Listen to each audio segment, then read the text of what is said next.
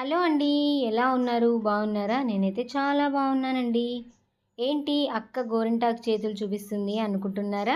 ఆషాఢ మాసం వచ్చేసింది కదండి. గోరింటాకు ఎవరైనా పెట్టుకోకపోతే ఇప్పటి నుంచే స్టార్ట్ చేయండి. ఇంకా ఉంది కదా ఆషాఢ మాసం.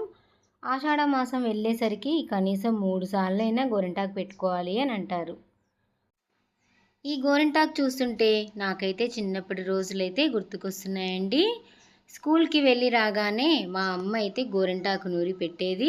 సందవేళలో నా చేతికైతే పెట్టేదండి.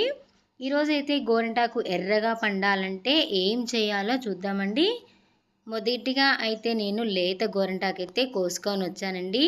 ఇలా మిక్సీలో అయినా లేదంటే రోట్లో అయినా నూరుకోవచ్చు. మిక్సీలో ఒక రుబ్బిన తర్వాత నానబెట్టిన చింతపండు వేశాను. అలాగే ఇది ఏందో చెప్పండి. ఇది చెప్పిన తర్వాత మీరైతే నవ్వుకుంటారండి. నవ్వుకున్నా పర్వాలేదు. వెనకట పెద్దవాళ్ళైతే ఇదే వేసేది గోరింటాకులో. గోరింటాకు అయితే చాలా ఎర్రగా పండేదండి. ఇది ఇష్టం లేని వాళ్ళు మాత్రం కాసు వేసుకోవచ్చండి. ఇందులో నేను పిట్టది రెట్ట వేశానండి గోరింటాకు ఎర్రగా పండడానికి. పిట్టరెట్ట ఇష్టం లేని వాళ్ళైతే కొద్దిగా పెరుగు వేసుకోవచ్చు, లేదంటే పానులో వేసే కాసు ఉంటుంది కదండి, ఆ కాసైనా వేసుకోవచ్చు. ఇంకా కావాలంటే ఎక్కువగా నీళ్లు పోసి మెత్తగా రుబ్బుకోవచ్చండి. నేనైతే ఇలాగే రుబ్బేశాను, ఎక్కువగా నీళ్లు వేయకుండా గట్టిగానే ఉంచానండి. గోరింటాకు ఎక్కువగా నీళ్లు పోసామంటే అది ఆరడానికి టైం పడుతుందండి అరిచేతికి పెట్టుకున్నప్పుడు. అందుకని నేనైతే ఎక్కువగా నీళ్ళైతే పోయలేదు, గట్టిగానే రుబ్బేశాను. ఎప్పుడు గోరింటాకుని చందమామ చుక్కల్లాగా పెట్టకుండా ఈరోజైతే డిజైన్ వేశానండి చేతి మీద. చూశారు కదా, బొట్టి పిల్లల లాంటి డిజైన్ వేసి ఒక పుల్ల తీసుకొని నేనైతే ఇక్కడ డిజైన్ పెడుతున్నానండి. ఇలా చందమామగా రౌండ్గా చుక్కలైనా పెట్టుకోవచ్చండి. నేనైతే ఈ డిజైన్ అయితే పెడుతున్నానండి. చిన్నప్పుడు నేనైతే స్కూల్ నుంచి వచ్చేసరికి మా అమ్మ అయితే గోరింటాకు రుబ్బి పెట్టేదండి. ఆ గోరింటాకు నా చేతులకైతే చాలా ఎర్రగా పండేది.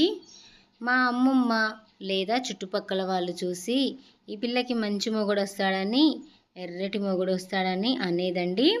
అది ఎంతవరకు నిజమో నాకు తెలియదు, కానీ నాకైతే చాలా మంచి భర్తే వచ్చాడండి.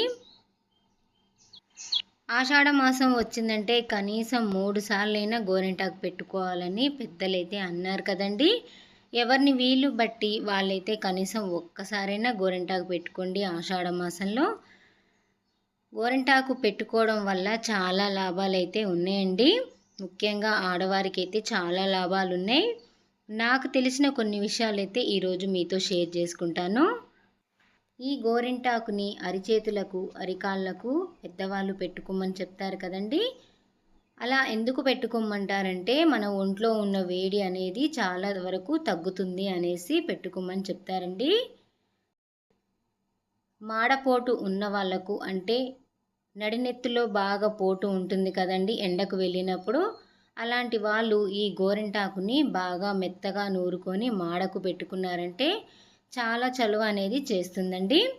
అలాగే వైట్ హెయిర్ ఉన్న వాళ్ళకి గ్రే హెయిర్గా మారుస్తుందండి ఈ గోరింటాకు.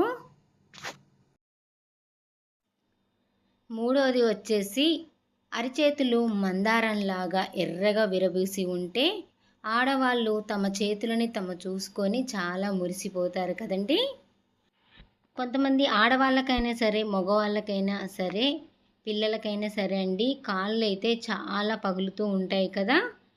కాళ్ళ మడమలైతే ఇంత క్రాకులు ఇచ్చి చాలా పగిలి విపరీతమైన నొప్పి వస్తూ ఉంటుంది కదా.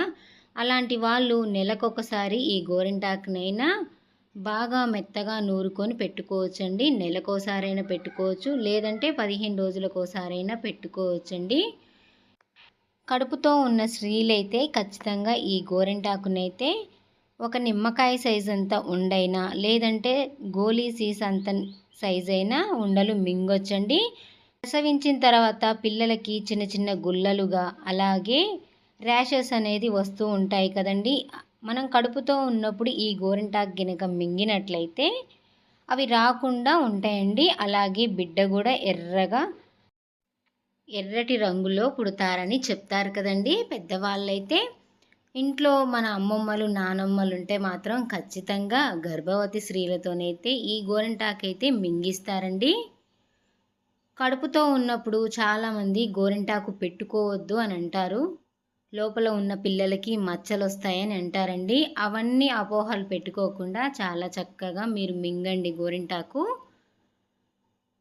గోరింటాకుని కాసు వేయకుండా చింతపండు అలాగే పెరుగు వేసి రుబ్బుకున్న తర్వాత మింగండి. అప్పుడు ఎటువంటి హాని అనేది జరగదండి.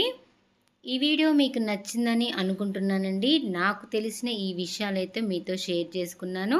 మీరు కూడా చిన్నప్పుడు గోరింటాకు రుబ్బేటప్పుడు ఇప్పుడు రుబ్బినా సరే పిట్టపీ వేసి రుబ్బుతున్నారా? రుబ్బినట్టయితే కింద కామెంట్ బాక్స్లో చెప్పండి.